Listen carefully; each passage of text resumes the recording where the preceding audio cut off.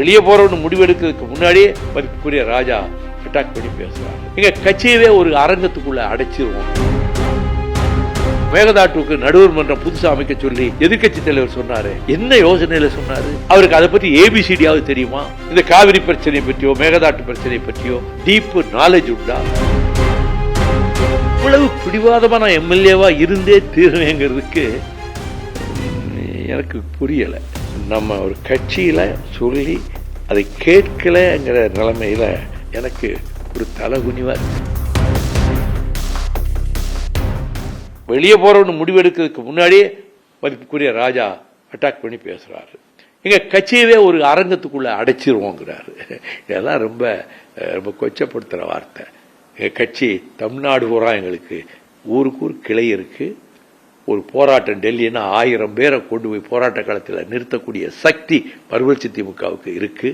மறுமலர்ச்சி திமுக நடத்துகிற எல்லா போராட்டங்களையும் பிரதமர் நரேந்திர மோடி எழுத்து தமிழ்நாடு பூரா வர்ற இடமெல்லாம் கருப்பு கொடி காட்டினது மதிமுக தான். எல்லா இடங்கள்லையும் அவர் திருப்பூருக்கு வந்தாரு, கோயம்புத்தூருக்கு வந்தாரு, சென்னைக்கு வந்தாரு. நாங்கள் தான் கருப்பு கொடி காட்டி அரெஸ்ட் ஆனோம். ஆக எங்களுடைய கட்சி இங்கிருந்து 900 பேரை அழைச்சிக்கிட்டு சாஞ்சிக்கு போற அளவுக்கு எங்கள்கிட்ட வலிமை இருக்குல்ல. 800 பேரை கொண்டு போய் டெல்லி சந்தர்ப்பத்தில் உண்ணாவிரதம் இருக்க வைக்க முடியுது இல்ல. அதெல்லாம் எங்களுக்கு பலம் இருக்க போய்த்தானே. எங்க கட்சி வலுவா இருக்கு. அது கூடாரம் காலின்னு சொல்லிட்டு இருக்கலாம். இங்க இருந்து வெளியேறி போனவங்க என் மேல புலி வாரி தூத்தலாம். எல்லாரும் இல்ல, முந்தி வெளியேறி போனவங்க யாரும் என்னை பற்றி ஒரு வார்த்தை தவறா பேசுறது கிடையாது. எல்ஜியோ, கண்ணப்பனோ, செஞ்சியோ, வேளச்சேரி மணிமாறனோ, ஜோயலோ, தில்லை செல்வமோ யாரும் என்னை பற்றி எதுவும் ஒரு வார்த்தை தவறா பேசுறது கிடையாது. இப்போ ஒருவர் போறாரு, அவர் தினம் புலி வாரி தூத்துக்கிட்டு இருக்காரு. அபாண்டமான பழிகளை என் மேல சுமத்தி இருக்காரு, என் மகன் மேல சுமத்தி இருக்கிறாரு.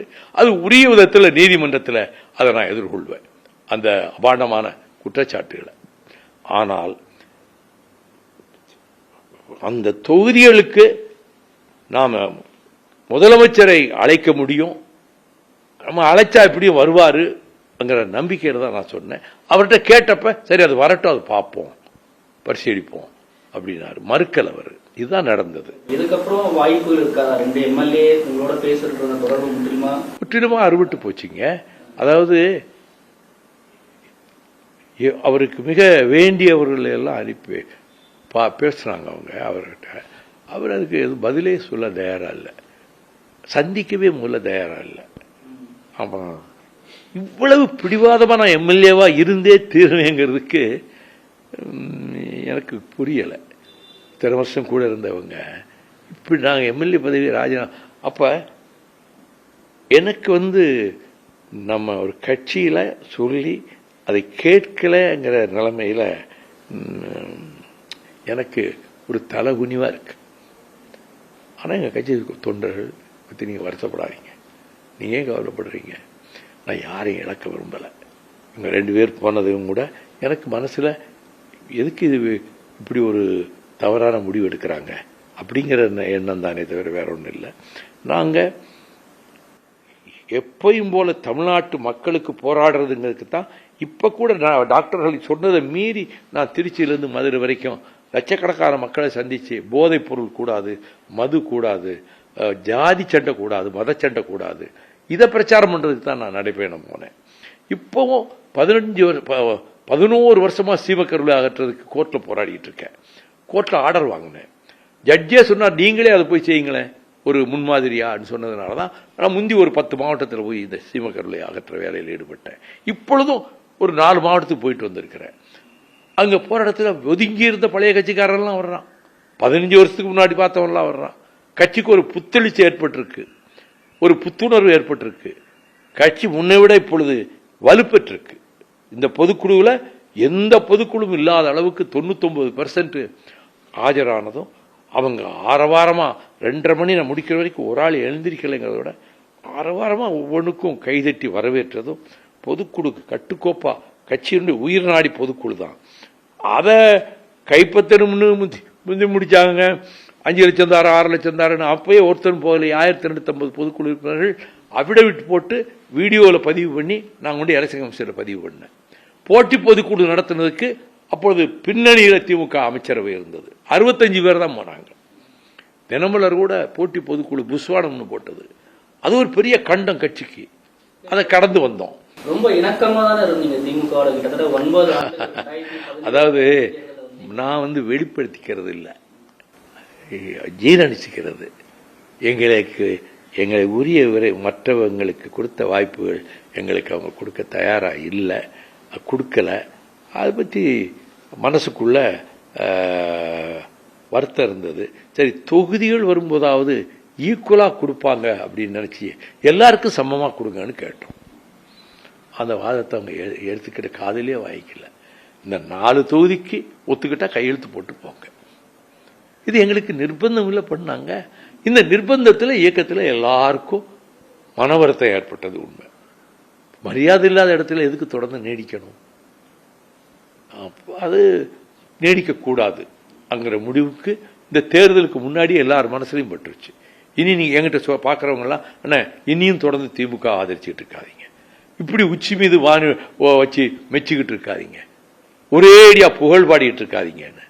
நான் மனசு சுத்தமா ஸ்டாலின் அவர்களை பாராட்டி பேசுறேன். இந்த ஆட்சியை தூக்கி வச்சுதான் பேசுறேன். ஆட்சியின் சாதனைகளை சொல்லி தான் ஓட்டு கேட்டேன். திராவிட இயக்க வரலாற்றை எந்த திமுக பேச்சாளர் பேசுறாங்க?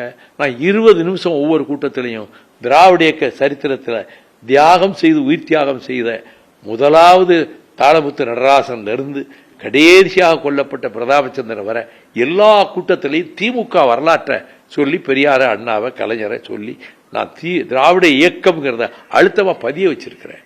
அந்த கொள்கைகளில் உறுதியா இருக்கிறேன்.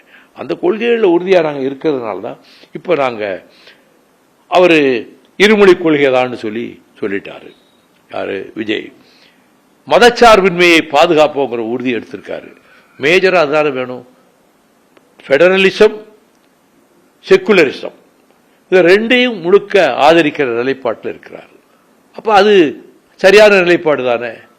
இரண்டாவது, தமிழ்நாட்டையே பாழ்படுத்திக்கிட்டு இருக்கிற புற்றுநோயை விட கூடிய இந்த ஊழலை ஒழிக்கிறதுக்கு அடிப்படையா 2 காரியத்துல கமிஷனையும் கரப்ஷனையும் ஒழிச்சிட்டாரு கொஞ்ச நாட்களுக்குள்ள. இது பெரிய சாதனை தான். சரி, நிர்வாகத்தில் சில இடங்களிலே அவர் தவறா நேரிடலாம், அனுபவம் இல்லாதனால. அது இன்னொரு 6 மாசத்துக்குள்ள தன்னை இக்யூப் பண்ணிக்கிடுவாரு. அவங்க இது இப்ப இந்த மேகதாட்டுக்கு நடுவர் மன்றம் புதுசா அமைக்க சொல்லி இங்க எதிர்கட்சி தலைவர் சொன்னாரு. என்ன யோசனையில சொன்னாரு? அவருக்கு அதை பற்றி ஏபிசிடியாவது தெரியுமா? இந்த காவிரி பிரச்சனை பற்றியோ மேகதாட்டு பிரச்சனை பற்றியோ டீப் நாலேஜ் உண்டா? நடுவர் மன்றம் ஏற்கனவே அமைச்சு அவன் தமிழ்நாட்டுக்கு ஆதரவா லோயர் ரைப்பேரியன் ஸ்டேட்டினுடைய ஒப்புதல் இல்லாம எதையும் கட்டக்கூடாதுன்னு கொடுத்திருக்கிறான். அப்படி நமக்கு ஒரு ப்ரொடெக்ஷன் இருக்கும்போது புதுசா எது கொண்டு போய் ஒரு புதிய நடுவர் மன்றம் அமைக்கிறீங்க? இந்த யோசனையை எதிர்கட்சி தலைவர் சொன்ன உடனே அதனுடைய பழைய வரலாறுகள் எல்லாத்தையும் உடனே ஆழ்ந்து படிச்சிட முடியாதுல்ல. 2 மாசம் தான் ஆகுது. அவர் அதை ஒத்துக்கிட்டாரு. நான் அந்த முடிவை ஏத்துக்கிடாதீங்க, அனைத்து கட்சி கூட்டத்தை கூட்டுங்க, விவசாய பிரதிநிதிகளை கூப்பிடுங்க, எல்லாத்தையும் கருத்து கேட்டு புதிய நடுவர் ஒன்று அமைக்கிற யோசனையை கைவிடுங்க அப்படின்னு அறிக்கை கொடுத்தேன். ஆமா, அவரு நல்லது பாராட்டுவோம், சிலது தப்பா இருந்தா கண்டிப்போம். அதுதான் எங்களுடைய நிலைப்பாடுன்னு அறிவிச்சிருக்கிறோம். இடைத்தேர்தல்கள் 2 இடத்துக்கும் வந்தா நீங்க அங்க பிரச்சாரம் செய்யணுங்கிறத நான் வலியுறுத்தினேன். அப்ப அவரு சரியா அப்படி சூழ்நிலை வரும்போது பார்ப்போம் அப்படின்னு சொன்னாரு. அவரா கூப்பிட்டு நீங்க ராஜினாமா பண்ணுங்க, நான் பிரச்சாரம் பண்றேன்னு சொல்லல. அது அப்படிப்பட்ட விதத்திலே புரியப்பட்டிருக்கு. அது நான் பொதுமக்களுக்கும் அரசியல் வட்டாரத்துக்கும் தெளிவுபடுத்தணுங்கிறதுக்காகத்தான் இதை நான் சொல்றேன். இன்னொன்னு, பதவிகளுக்கு எந்த காலத்தில் ஆசைப்படாதவன், அந்த காலத்தில் இருந்தே பிபிசி காலத்தில் இருந்தே அதை என் வாழ்க்கையில் நிரூபிச்சுட்டு வந்திருக்கேன். தியாகம் செய்ய தயாராகாதவன், எதையும் தியாகம் செய்ய தயாரா இருக்கிறவன், நேர்மையும் நாணயத்தையும் தியாகம் செய்ய மாட்டேன். அதுல நான் 100% பியூர் அண்ட் பெர்ஃபெக்ட் ஹானஸ்டா இருக்கேங்கிறது மனச்சாட்சி உள்ள உங்களுக்கு தெரியும். அதனால புதிய தலைமுறை தொலைக்காட்சியின் மூலமாக நான் தெரிவிக்க விரும்புவது, மறுமலர்ச்சி திராவிட முன்னேற்ற கழகம் உண்மையான திராவிட இயக்கமாக பெரியார் அண்ணா வழியில் தமிழ்நாட்டில் மாநில சுயாட்சி கொள்கையை, கூட்டாட்சி தத்துவத்தை பாதுகாக்கவும், மதச்சார்பின்மையை பாதுகாக்கவும், இருமொழி கொள்கையை பாதுகாக்கவும், இந்திய ஏகாதிபத்தியம் எந்த விதத்திலும் நுழைந்து விடாமல் தடுக்கவும், இந்துத்துவ சக்திகளை காலூன்ற விடாமல் தடுக்கவும் நாங்கள் தொடர்ந்து சர்வபரி தியாகத்துக்கும் தயாராக இருந்து நாங்கள் பாடுபடுவோம். இயக்கம் கட்டுக்கோப்பாகவும் முன்னை விட பன்மடங்கு வலுவோடும் பொலிவோடும் இருக்கிறது என்பதை பொதுக்குழுவிலே பார்த்தேன். எதிர்காலத்தை பற்றிய மிகுந்த நம்பிக்கையோடு இருக்கிறேன். கட்சியை பொது நலனுக்கான பணிகளில் ஈடுபட்டு தொடர்ந்து கொண்டே இருப்பேன்.